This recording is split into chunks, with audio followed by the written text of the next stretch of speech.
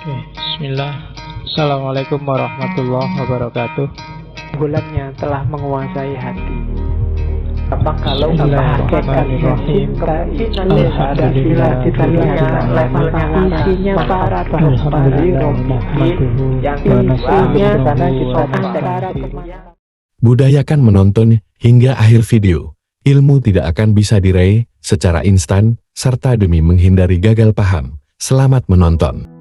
Katanya Ghazali itu kalimat tak copy paste. Hati-hatilah kalau kebahagiaanmu hanya karena urusan makan, minum, dan semua kebutuhan biologis, maka kamu termasuk kelompok bahaim. Kalau kebahagiaanmu terletak pada menang kalah, siapa ranking 1, siapa ranking di bawahnya, siapa yang statusnya tinggi, siapa yang statusnya rendah, maka kita adalah binatang, tapi binatang yang sabuiyah, binatang liar. Kalau tadi bahaim itu binatang ternak, peliharaan. Kalau hidup kita yang bikin kita bahagia adalah tipu daya, muslihat, mencurangi orang lain, maka kebahagiaan kita adalah kebahagiaan jenis kebahagiaannya setan. Dan kalau yang bikin kita bahagia hanya urusan kita menyembah pada Allah, ibadah, tidak membangkang sama sekali, maka kita ada di level malaikat. Bagus tapi tidak manusiawi. Jadi hati-hati, jangan jadi binatang ternak, jangan jadi binatang pemburu, jangan jadi setan, juga jangan jadi malaikat. Nah, susah ya kalau dilarang jadi malaikat. Kamu mesti komplain, oh malaikat kan bagus pak. Enggak, kita oleh Allah disuruh jadi manusia. Kalau manusia berarti yo ada bahaimnya dong. Yo kita butuh makan, butuh minum, butuh yang itu juga, ya kan? Ya. Padahal aku ngomong yang itu loh ya. Kamu kok pikirannya ke sana. Isi pikiranmu berarti yang itu.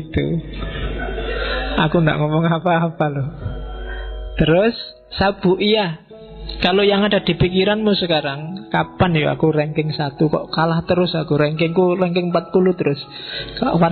Yang di pikiranmu itu, kapan aku menang ya, kapan status sosialku tinggi ya, kapan aku, itu berarti yang menang dalam dirimu adalah sabuiyah.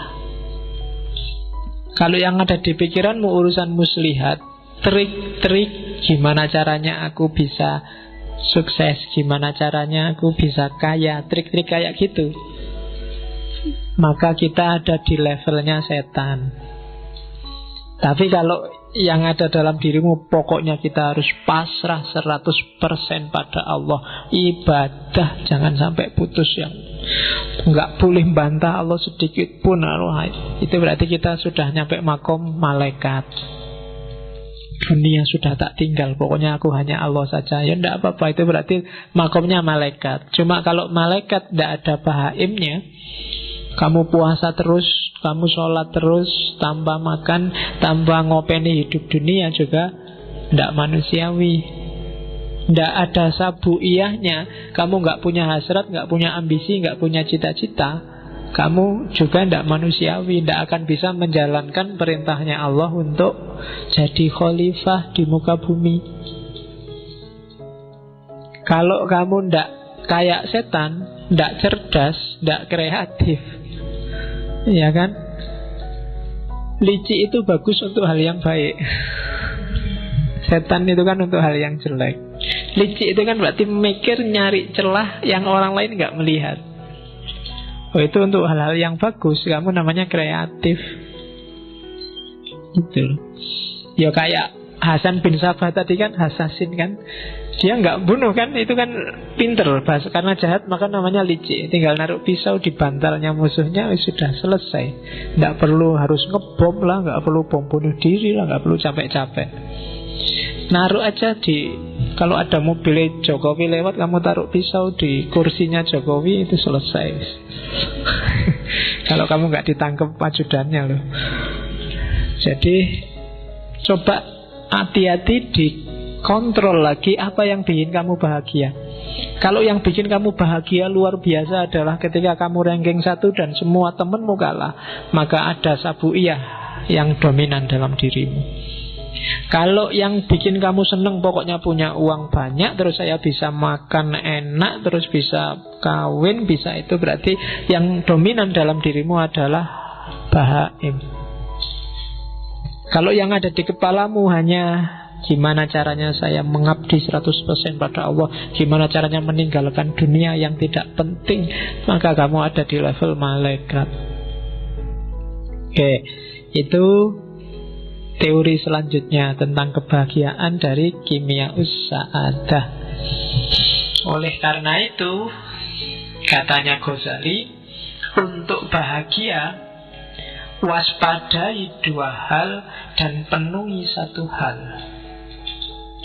Waspadai syahwat dan amarahmu, dan carilah bekal ilmu. Untuk ngerti semua tadi, untuk bisa kamu muhasabah secara pas dan sesuai, satu-satunya jalan adalah ilmu. Kamu ngerti yang sedang main ini binatang apa malaikat, harus ngerti ilmu. Kalau enggak, ya kamu enggak bisa muhasabah dengan baik. Nah, ini kan ujungnya sebenarnya sama kayak Plato dan Al-Farabi kemarin. Sebelum lanjut ke pembahasan berikutnya, jangan lupa like, komen, dan subscribe. Terima kasih. Jalan untuk bahagia itu ya ilmu. Dengan ilmu, orang bisa melakukan kebaikan. Setelah dia melakukan kebaikan, pasti bahagia. Kalau di Ghazali kan dibalik. Karena kalau orang awam ujuk-ujuk disuruh pakai ilmu mesti males. Wah, kok ilmu belajar ya, baca buku ya, males duluan.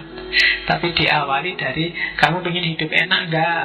Ya pengen. Kalau pengen hidup enak, ya kontrol dong nafsumu, amarahmu, nanti kamu bisa bahagia. Caranya gimana? Ya ilmu. Jadi ilmunya di belakang. Kalau orang awam lebih enak ditawari manfaatnya dulu. Kalau ditawari ilmu di depan sudah males. Belajarlah biar kamu pinter. Males wis tahu mesti. Kan dhisik ya ngono. Cuma kalau dibalik, wah, pinterlah. Kalau pinter kamu dapat manfaat sini. Caranya gimana? Ya belajar. Ini kan lebih ringan kalau bagi orang awam. Tapi kalau belum kamu dikasih sholat lah, tahajud, wah males ngantuk. Tapi kalau diawali dari, kalau kamu ingin dapat rezeki lancar, istri cantik, apa, sholat lah, tahajud lah itu. Kalau ngerti embel-embelnya di depan, mesti agak semangat di belakang. Nah ini logika awam, dan Ghazali paham betul ini. Cara dia memainkan cara berpikirnya orang awam. Oke, jadi jalan kebahagiaan yang sejati katanya Ghazali ya, kuasai amarah dan syahwat. Jalannya pakai kekuasaan ilmu. Dan puncaknya ilmu itu ma'rifatullah, kenal Allah. Kalau sudah ilmunya sudah nyampe ma'rifatullah, semua pasti akan tertib. Kamu akan menemukan kebahagiaan sejati. Ma'rifatullah itu dicapai tidak semata-mata dengan baca buku atau belajar teorinya. Beda sama ilmu yang lain. Tapi ma'rifatullah itu ketemunya harus dengan laku. Tidak bisa kamu ngerti teori jujur, tapi kamu harus benar-benar jujur. Nggak bisa kamu hanya ngerti teori berbakti pada orang tua, tapi kamu harus berbakti benar pada orang tua. Ma'rifatullah ilmu yang jenis itu. Jadi akan kamu peroleh sendiri kalau kamu dekat sama Allah. Jadi, dan untuk dekat sama Allah harus ada laku tertentu. Dan kalau orang yang sudah makrifat itu biasanya otomatis urusan yang lain semuanya beres. Sebelum semua urusan beres, orang tidak akan nyampe makrifat. Nah, itu jalan kebahagiaan.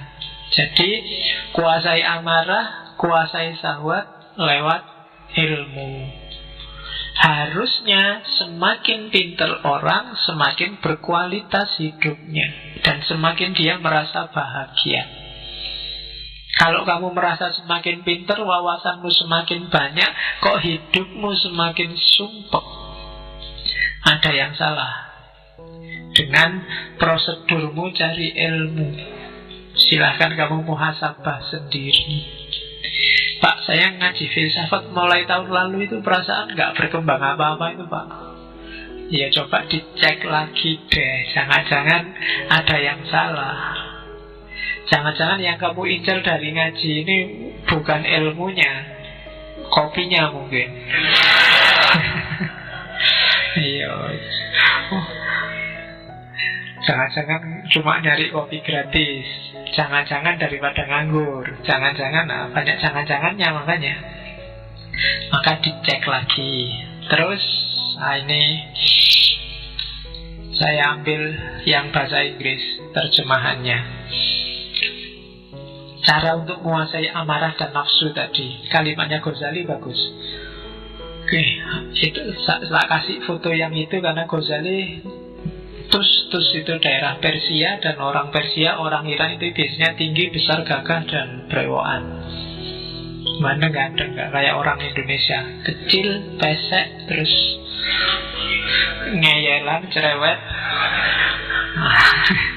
Orang sana gagah-gagah, kalau ngomong aja mantep.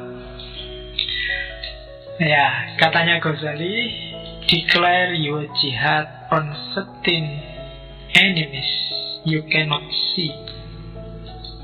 Katanya Ghazali, deklarasikanlah jihad terhadap 13 musuhmu yang tidak terlihat.